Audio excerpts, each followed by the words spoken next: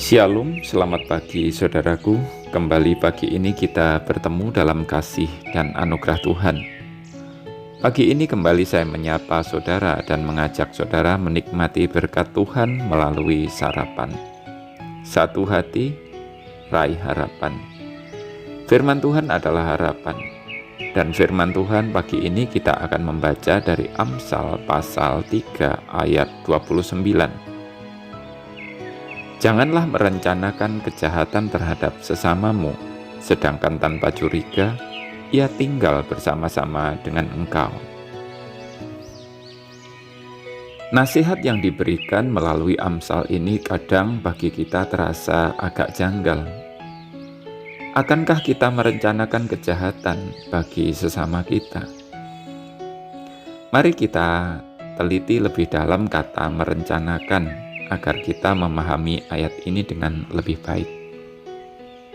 Dalam bahasa aslinya digunakan kata karas, yang dapat diartikan sebagai berdiam diri, membajak, tidak berbuat apa-apa, menutup mulut, mendiamkan, mengukir, menjadi tuli, dan masih ada beberapa arti lagi.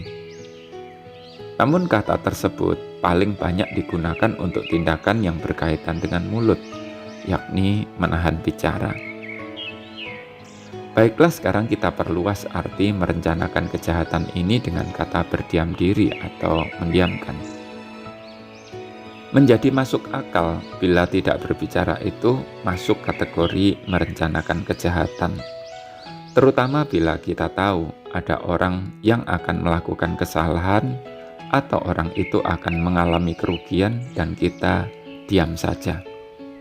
Kita tidak memperingatkannya atau mencoba melakukan sesuatu agar jangan ia mengalami susah nantinya. Kalau merencanakan kejahatan untuk membunuh seseorang atau merampoknya atau mencuri barang miliknya, mungkin hal tersebut masih jauh dari pemikiran kita. Akan tetapi bila kita tidak mau repot atau mengabaikan situasi yang kita tahu bakal buruk bagi orang lain, sangat mungkin kita lakukan. Kata merencanakan itu juga dapat dimaknai sebagai mengukir.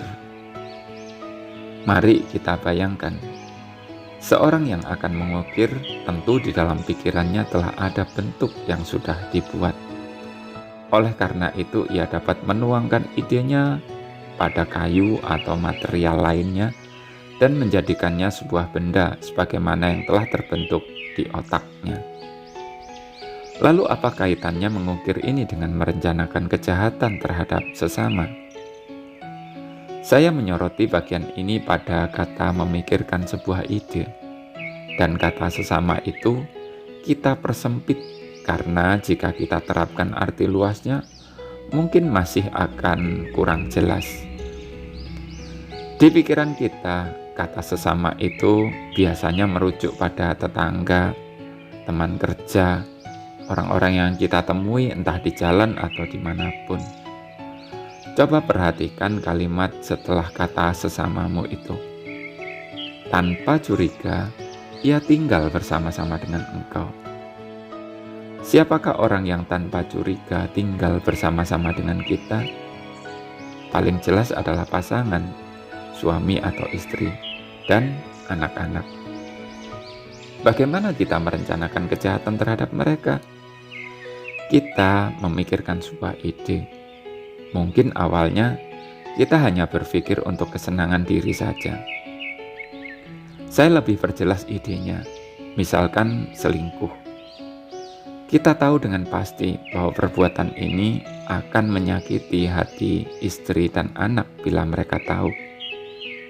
Tetapi dengan segala cara dan dengan segala kreativitas yang kita miliki, layaknya seorang seniman yang akan mengukir, kita dapat membuat alibi atau alasan, menutupi ekspresi, mengatur waktu, menyembunyikan uang agar dapat melakukan apa yang kita pikirkan itu.